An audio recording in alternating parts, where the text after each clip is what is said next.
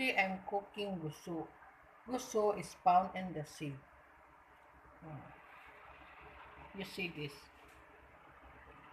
You put a water, boil it for 10 minutes. And after that, you put our ingredients, our ricados. So, while we're waiting for the ricados to boil it, let's prepare the ingredients. When you're cooking gusto, you say the color will change.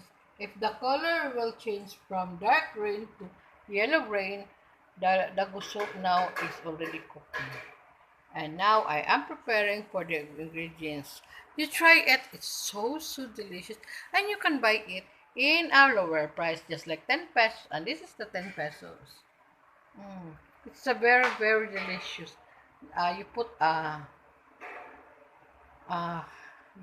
vinegar, a sea and salt. So you see later on. These are the ingredients on how to cook goso. Garlic, onions, leaves, limoncito, and onion. And this is goso, and this is salt. This is vinegar. So first, we put vinegar, salt.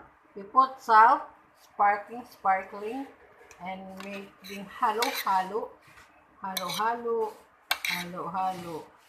Then next is we put vinegar. Sparkling vinegar.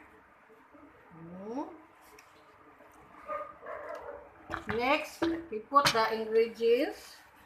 This is garlic. This is bombay. And this is leaves, onion, sibuyas dahon. And this is limoncito. You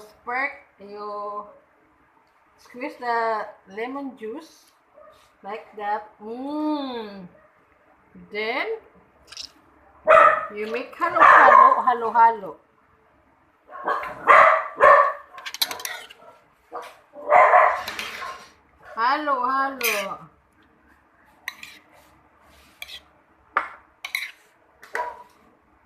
Halo. So after that, you taste it.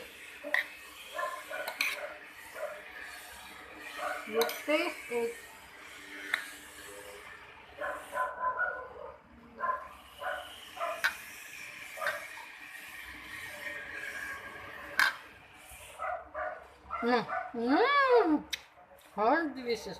So this is now what is called goso. So thank you for watching my vlog. Then like and share and subscribe on my own YouTube. And if you taste that is lacking of salt, you add salt. Sparkle the salt. Halo again, halo. Until the taste is, you get it completely. Then halo again, halo. So, that is my cooking today. Bye-bye.